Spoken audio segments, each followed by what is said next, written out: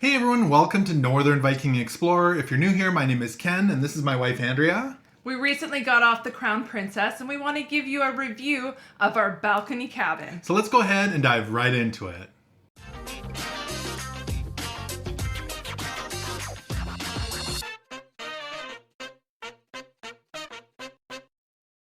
So let's dive into our balcony cabin on the Aloha Deck, or Deck 12. It was Cabin A723. Now, I love this cabin. It was, like you said, a balcony. Mm-hmm. But the balcony had a really nice sliding glass door. I love that. I love the sliding door. It was so nice. I like that I can keep it open when I'm blow drying my hair because that tends to heat up the cabin. And it's much quieter. So often I find cabin or cruise ships that have the balcony door that pushes open like a man door, they tend to slam. So you can hear all your neighbors' balcony doors slam shut. All the pressure from the wind kind of slams them shut. Yeah. So being that it was sliding doors, you didn't hear that banging from the other cabins, which made it much quieter. And it was super smooth. Like it was Easy to open. Or like you'd mentioned, we could leave it open just a little bit while maybe you're blow drying your hair and the room wouldn't get so hot. Definitely a nice feature. But if you do open up the hall door, Well, you could sometimes it was like a wind tunnel. So you could barely open the hall door when that balcony door was at open. times, yeah. But other times it was fine. I don't know the science behind that, but it was nice. But also I liked the rubber matting. I don't know if it was rubber, but kind of rubberized matting that they had on the floor of the balcony. Yeah, I think it was a kind of hard plastic and it raised it up off the floor. So I think my guess is it's for if there's rain that the water goes below and you can go out there pretty quick and not get wet feet. Yeah, it was nice. I thought it was really nice. The chairs were nice out there too. There was two kind of reclining chairs out there.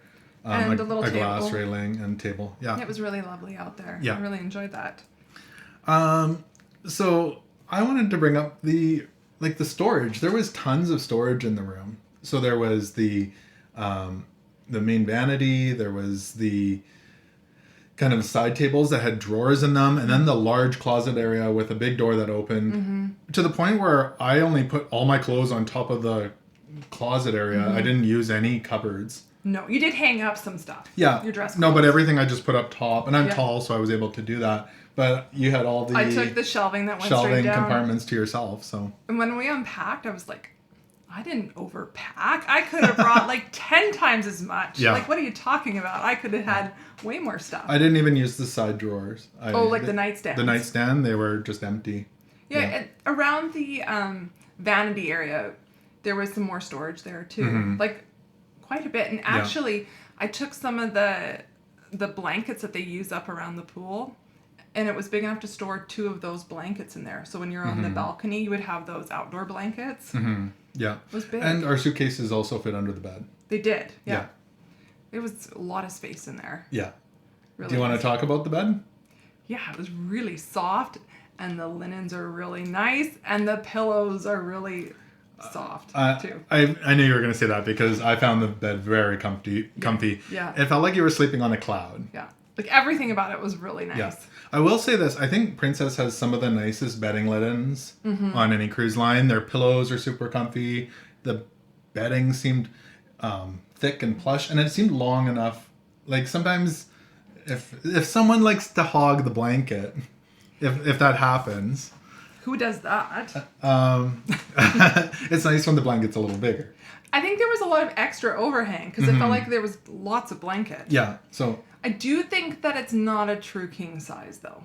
No, I have my doubts there. But it was decent size. Yeah. It was bigger than a queen. That's for sure. Yeah. So, very comfortable bed. It was nice. Very nice. Other thoughts? I thought generally the cabin was pretty quiet. Sometimes we could hear talking a little bit from our neighbors. All right. And did you ever hear? The biggest thing I heard, and I know some cruise lines have banned this, was the beeping from FRS radios or the walkie-talkie radios from our neighbors. That's what I heard. I did too. But other than that, it was pretty quiet.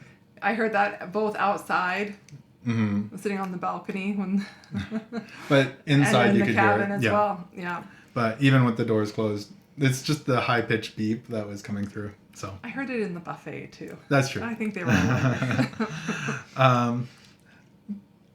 I just don't like the FRS radios, and it's not like I was going out of my way to hear them. It was just The nice thing is too is now with the app you can message people that are part of your party through the app. You don't need to use an FRS radio. No, that's true. So you can quietly, discreetly message your family without having to carry all that stuff around.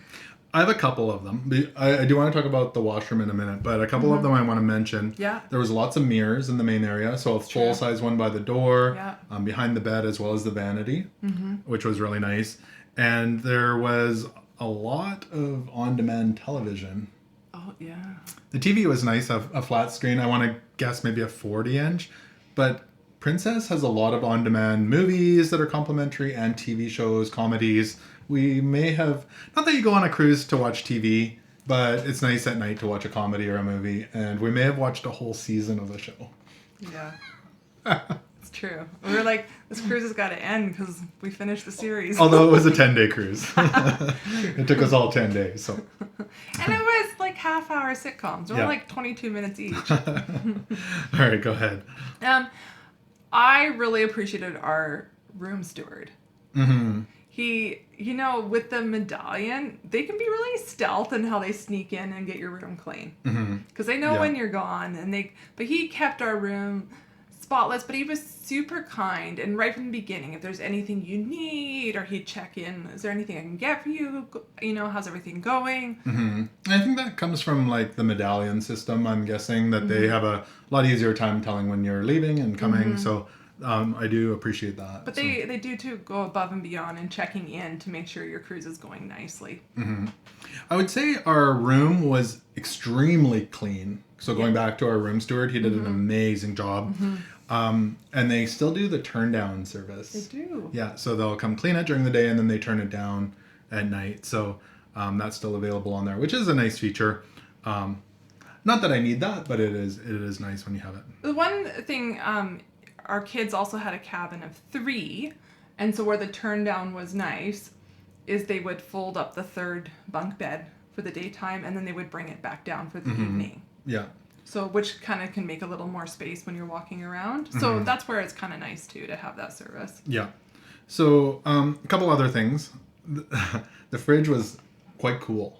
Yeah. Cooler than other fridges. So a lot of ships have it kind of as a cooler. It's not a real fridge. I don't know that this was that, but it seemed our beverages were cold. They were cold, yeah. If you were keeping medication, I would still contact the cruise line because I don't want to. Yeah. But it was, we had nice cold sodas in there. And there was switches by the bed for the main lights, which was nice. Which is good, yeah. All right. You ready for the wishes? Well, let me look here. Okay, 2 other things. Do you have more wishes? Or likes? No, I think did I talk about the body lotion? Yeah. Maybe That's not. No. Oh, I don't think you did. We'll talk about that in the washroom. Okay. Okay, we'll talk about that. Yeah. Okay, I'll wait. So I did want to mention that the walls and ceiling were metal, so our magnets did stick to them, and as well, the curtains were nice and black out. Yes. At night, it felt dark. We could sleep all day. Yeah. So let's talk about the washroom, and I think, or did we want to dive into our wishes with the washroom? Yeah, we'll start there. We'll start with our wishes. I would say that was the most wishful part of the room. Yeah. Was the restroom. Now I want to start with the shower specifically. The shower, okay, so it's a curtain, but it's quite small. Okay. I don't love the curtain. I know. That's my complaint whenever we get that. But yes, keep going. And the funny thing for me was how low the shower head was. It's great for washing your armpits. Yeah. It comes out right here. So you're ducking and then, yeah. And we're not even all that tall. No. Like.